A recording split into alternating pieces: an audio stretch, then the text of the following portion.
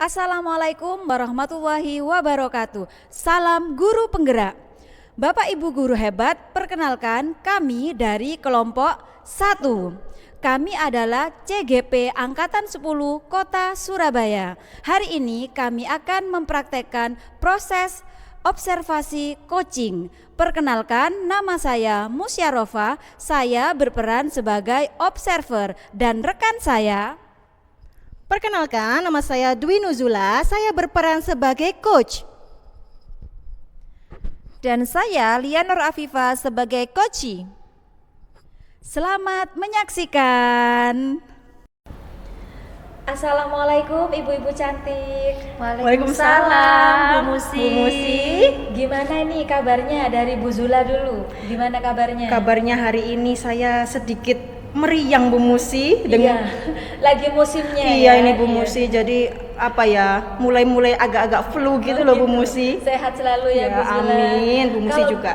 Bu Lia gimana kabarnya Bu Lia? Alhamdulillah hari ini luar biasa Bu Musi, dari pagi ada kegiatan karena hari ini masih MPLS ya Bu Musi ya, jadi sampai jam 10 tadi masih ada kegiatan di sekolah, kemudian dilanjut tadi jam 1 ada Zoom untuk setting SKPBM Bu Musi, jadi luar biasa hari ini kegiatannya. Alhamdulillah ya, luar biasa Iya. ya. Semoga Bu Lia bisa melalui dengan baik. Amin. Baik, saya dengar ini ya ibu-ibu hari ini mau melaksanakan proses coaching gitu ya, dengan Bu Zula sebagai coach dan Bu Lia sebagai coachingnya.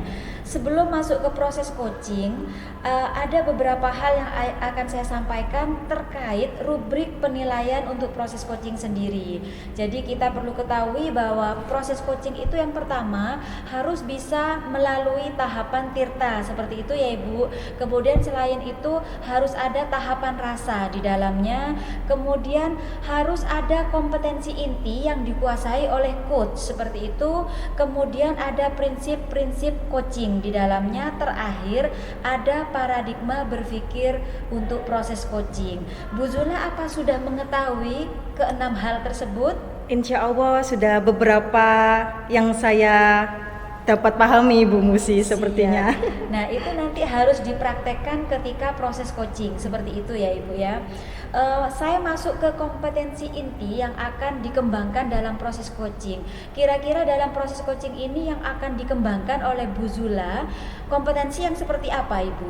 Di sini kompetensi yang ingin saya kembangkan itu Bu Musi, yang pertama saya itu ingin menjadi pendengar yang aktif, pendengar yang baik, seperti itu ya Bu Musi. Selanjutnya saya juga ingin memberikan pertanyaan-pertanyaan yang berbobot seperti itu. Dan yang selanjutnya mungkin saya juga ingin sekali memberdayakan coaching seperti itu Bu Musi. Baik. Nah, dari 3 hal tersebut, 3 kompetensi yang ingin dikembangkan dalam proses coaching ini yang akan saya observasi, kira-kira kompetensi yang mana saja Ibu? Saya rasa nanti yang ingin saya lakukan untuk diobservasi sama Bu Musi itu yang kemampuan dalam menanyakan atau memberi pertanyaan yang berbobot seperti itu Bu Musi. Kenapa itu yang Ibu ambil? Saya sangat tertarik sih Bu Musi. Gimana kalau ketika melakukan suatu coaching ternyata sangat penting sekali di mana coach harus bisa memberikan pertanyaan-pertanyaan yang berbobot. Jadi pertanyaan itu bukan yang pertanyaan ya tidak seperti itu ya Bu. Jadi supaya lebih aktif dan bisa memunculkan potensi dari coaching seperti itu Bu Musi. Siap, saya catat ya Ibu ya. Jadi dalam proses coaching ini yang akan saya observasi lebih spesifik kepada pengajuan pertanyaan berbobot seperti itu ya. Terakhir Ibu, sebelum kita mulai proses coachingnya, nanti tujuan akhir atau ketercapaian yang ingin Ibu capai dalam proses coaching itu apa Ibu? Tujuan saya dan Bu Lia melakukan coaching ini yang jelas Bu Musi, saya itu ingin sekali bisa membantu dan mencerahkan lah unek-unek atau kegalauan yang dirasakan oleh Bu Lia selaku coaching. Saya itu ingin membantu memecahkan masalah dan menguatkan seperti itu Bu Musi. Siap. Baik, sudah bisa saya tangkap ya tujuan akhir atau indikator yang akan dicapai oleh Bu Zula dalam proses coaching ini. Agar tidak berlama-lama, bisa dimulai untuk proses coachingnya antara Bu Zula sama Bu Lia. Dipersilahkan. Baik, terima kasih Bu Musi. Assalamualaikum Warahmatullahi wabarakatuh Bu Lia. Warahmatullahi wabarakatuh Bu. Zula. Bu Lia, senang sekali hari ini saya Iya. itu bisa berjumpa ya dengan Iya. Bu Lia. Dengan kesibukannya Bu Lia pastinya ya Bu Lia. Siap-siap Ibu, Ya. terima kasih. Sebelumnya semalam kan Bu Lia sempat WA saya terkait ingin melakukan coaching seperti itu bersama Iya, Ibu. saya. Iya.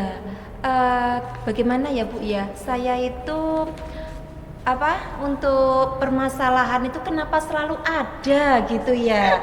Iya, begitu ya, Bu Lia, ya. Iya. Jadi Bu Lia di sini kira-kira tujuannya Bu Lia ingin melakukan coaching ini tuh apa sih Bu Lia? Tujuan saya Bu, saya tuh ingin diperkuat lagi, apa sudah benar ya solusi yang sudah saya buat ini, atau masih perlu ada tindakan-tindakan lain yang masalah saya ini bisa terselesaikan gitu Ibu. Begitu. Iya. Berarti di sini ada permasalahan yang Iya. yang bisa dikatakan sangat menggalaukan untuk Bu Lia ya. Betul Ibu, betul. Kira-kira Bu Lia, permasalahan apa sih Bu Lia yang sampai Bu Lia itu ingin sekali kita melakukan coaching? Iya Bu, sebelumnya saya terima kasih banyak ini Bu Zula, karena Bu Zula sudah meluangkan waktunya untuk mendengarkan keluh kesah saya ya Bu Zula ya. Yang pertama itu saya ingin bercerita tentang masalah saya.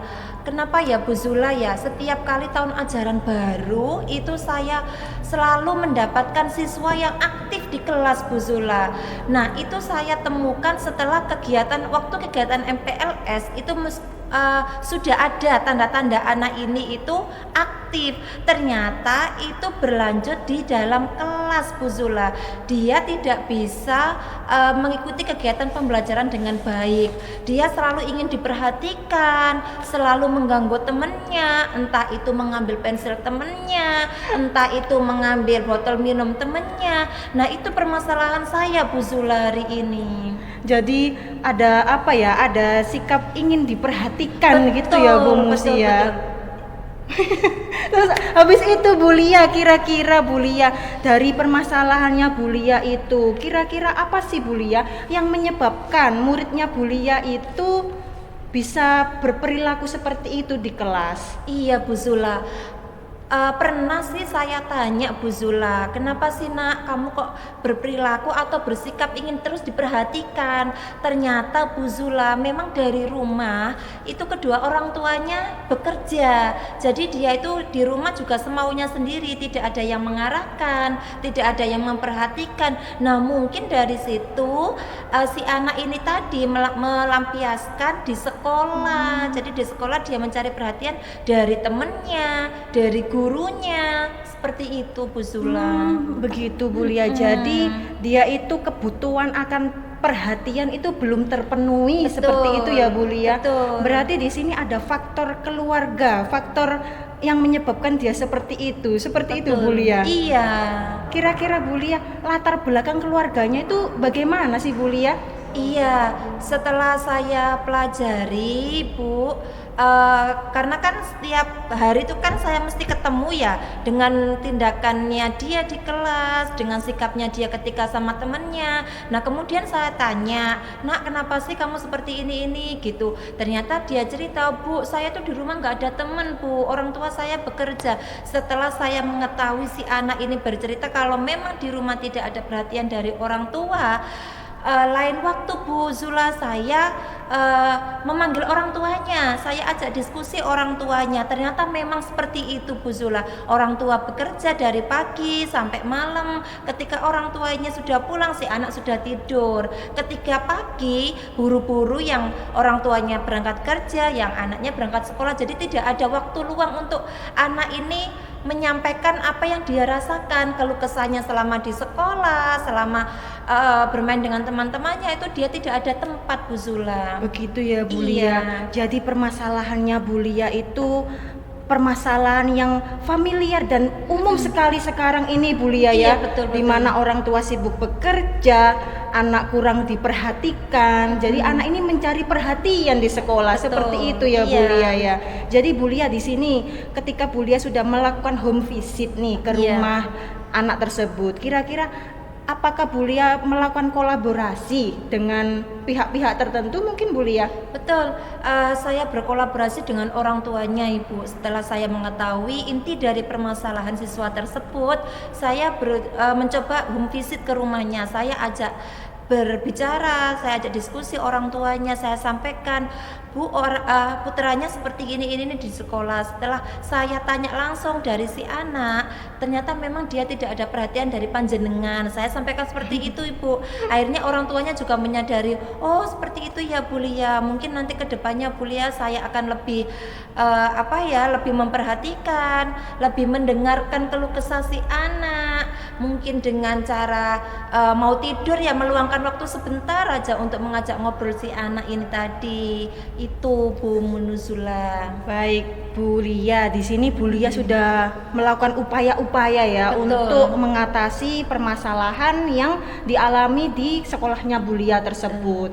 Kira-kira Bu Lia dari skala 1 sampai 10, kira-kira kesulitannya itu poin berapa sih Bu Lia dari skala 1 sampai 10?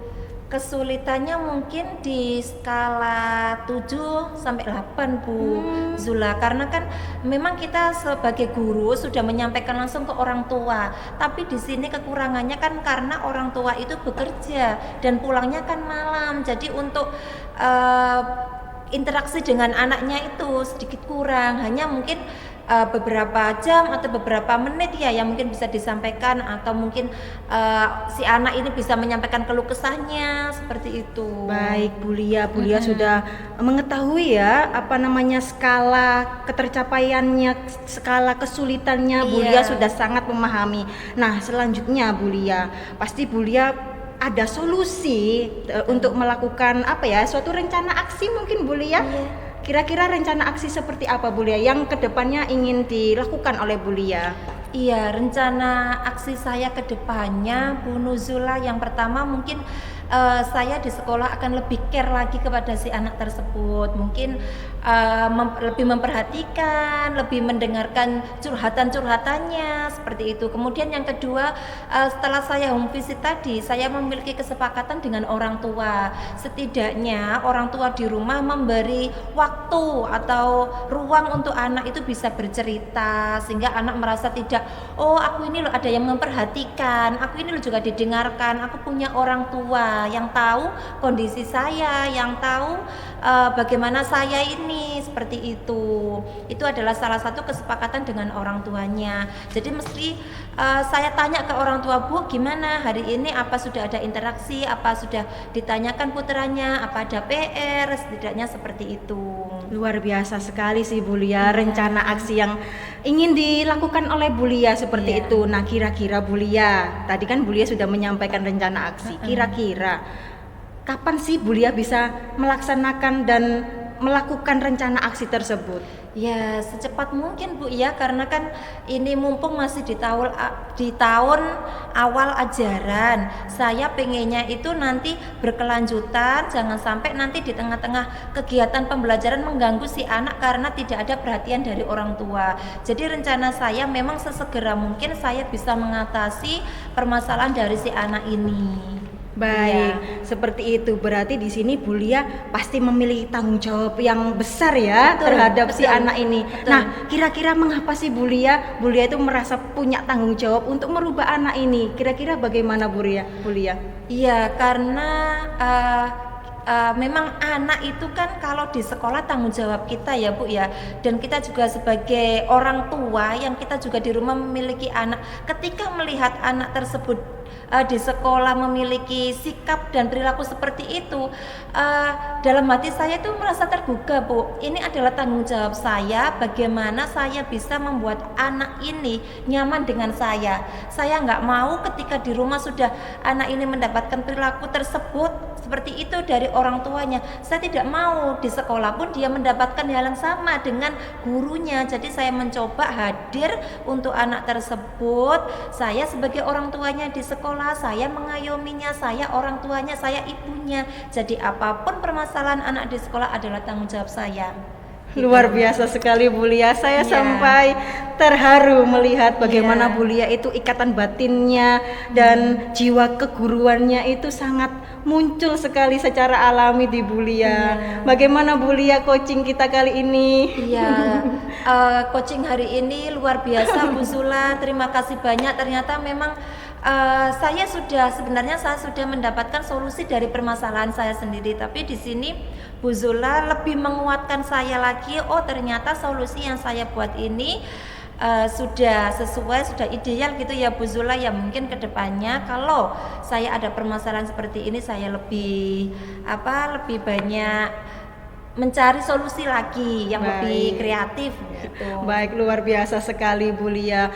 Cukup sekian sepertinya Bu Lia waktu kita coaching, karena saya rasa Bu Lia sudah terkuatkan, bisa pede dengan melakukan rencana aksi yang sudah direncanakan oleh Bu Lia, dan saya harap Bu Lia juga bisa mempertanggungjawabkan rencana aksi yang ingin dilakukan oleh Bu Lia. Seperti itu Bu Lia. Siap, Bu Saya Zula. kira pertemuan kita untuk melakukan coaching kali ini sudah cukup Bu Lia, dan saya mohon undur diri Bu Lia. Terima kasih. Iya, saya akhiri ya Bu Lia. Assalamualaikum warahmatullahi wabarakatuh. Waalaikumsalam warahmatullahi wabarakatuh. Wah, luar biasa ya proses coaching hari ini. Saya melihatnya juga, wah, ikutan lega seperti itu. Ini saya tanya perasaan Bu Zula nih. Tadi saya sudah mengungkapkan ya, perasaan Bu Zula ketika sudah melaksanakan proses coaching ini seperti apa Ibu? Perasaan saya tadi sangat antusias Ibu dengan cerita permasalahan yang diceritakan oleh Bu Lia di sekolahnya. Jadi saya tuh ada rasa senang seperti itu Bu, dalam diskusi dan memberikan sedikit pencerahan seperti itu Bu dalam kegiatan coaching ini, seperti itu. Kelihatan sekali ya Ibu antusias dan sangat berbahagia ya hari ini. Baik Ibu, dalam proses coaching tadi apa saja yang Ibu lakukan? Dalam proses coaching tadi Bu, saya itu sudah merasa melakukan kegiatan-kegiatan coaching sesuai tahapan alur tirta, di mana saya sudah berusaha memunculkan dan menanyakan tujuan dilakukan coaching ini. Selanjutnya saya juga mengidentifikasi permasalahan apa sih yang ada di sekolahnya Bu Lia sampai Bu Lia itu ingin sekali melakukan coaching seperti itu. Saya juga sudah menanyakan kira-kira rencana aksi apa yang ingin dilakukan oleh Bu Lia ke depannya seperti itu. Tentunya saya juga ingin menanyakan tanggung jawabnya Bu Lia di sini Bu dalam melakukan rencana aksi ke depannya. Seperti itu Bu Musi. Baik, ini ada beberapa rangkuman atau catatan yang sudah saya catat berdasarkan pengamatan saya dalam proses coaching yang dilakukan oleh Bu Zula sama Bu Lia. Benar sekali Bu Zula, alur tirtanya tadi sudah jalan ya. Di awal Bu Zula sudah menyampaikan tujuan dari proses coaching ini apa, kemudian masuk di alur berikutnya identifikasi. Bu Zula sudah berhasil mengidentifikasi bahwa masalah yang dihadapi oleh Bu Lia di sekolah ini terkait anak-anak yang super aktif seperti itu ya, dan Bu Zula sudah bisa menggali kenapa sih anak-anak seperti ini. Ternyata di rumah ada beberapa masalah yang kurang perhatian orang tua dan lain-lain, itu sudah bagus. Kemudian Bu Zula juga sudah berhasil menanyakan rencana aksi atau solusi yang akan dilakukan oleh Bu Lia terhadap muridnya yang kelebihan energi tadi seperti itu ya. Terakhir juga bentuk tanggung jawab Bu Lia terhadap anak didiknya juga sudah ditanyakan oleh Bu Zula, dan Bu Lia sudah menceritakannya secara detail. Kemudian dari catatan saya juga 3 kompetensi inti dari proses coaching itu sudah berjalan dengan baik. Yang pertama, mendengar aktif. Tadi Bu Zula sudah bisa mendengarkan secara aktif semua yang disampaikan oleh Bu Lia tanpa menyela sedikit pun. Kemudian untuk pertanyaan berbobot, banyak sekali pertanyaan berbobot yang diajukan oleh Bu Zula sehingga berhasil membuat Bu Lia menyampaikan rencana-rencana aksi yang menurut saya wow, ini di luar ekspektasi seperti itu. Dan ini berhasil dikeluarkan oleh Bu Lia karena pertanyaan berbobot dari Bu Zula seperti itu. Kemudian terakhir memberdayakan koci juga, tadi bentuk tanggung jawab yang akan disampaikan dimunculkan oleh Bu Lia. Bu Lia akan care terhadap anak-anak, akan selalu merangkul anak-anak dan akan selalu selalu ada untuk anak-anak. Itu adalah bentuk pemberdayaan terhadap koci. Itu luar biasa Ibu ya. Itu catatan-catatan saya. Kemudian ini untuk selanjutnya Ibu, untuk proses coaching selanjutnya ya. Kira-kira kompetensi coaching yang seperti apa yang ingin Ibu kembangkan lagi? Yang apa ya Bu, kompetensi yang ingin selalu saya kembangkan itu bagaimana saya itu bisa memberdayakan koci. Saya rasa saya itu masih kurang seperti itu Bu. Saya rasa masih ada potensi-potensi yang pasti sangat ada dan kuat di dalam diri Bu Lia. Tapi di situ saya mungkin belum maksimal dalam menumbuhkan dan membuat Bu Lia itu mengeluarkan potensi yang sangat luar biasanya seperti itu Bu Musi. Luar biasa ya Bu Zula ini. Di catatan saya Bu Zula itu sudah sangat bagus dalam memberdayakan koci. Terlihat dari Bu Lia sebagai koci itu sudah bisa menyampaikan semua yang potensi diri yang dimiliki, tapi ternyata Bu Zula masih ingin meningkatkan lagi. Luar biasa ya. Kalau semua guru di Indonesia seperti Bu Zula, saya yakin pendidikan Indonesia akan selalu maju seperti Terima itu. kasih Bu Musi. Ya, baik, mungkin itu catatan-catatan dari atau diskusi kita terkait pasca observasi kegiatan kita hari ini. Selanjutnya saya berharap semoga kita semua, Bu Zula, Bu Lia tetap bisa konsisten melaksanakan proses coaching dan bisa memajukan pendidikan di Indonesia tentunya. Sekian dari saya, kurang dan lebihnya saya mohon maaf. Wassalamualaikum warahmatullahi wabarakatuh. Waalaikumsalam warahmatullahi wabarakatuh. Terima kasih Bu Musi. Terima kasih. Demikian praktek observasi dari proses coaching yang sudah kami lakukan. Terima kasih sudah menyaksikan. Wassalamualaikum warahmatullahi wabarakatuh.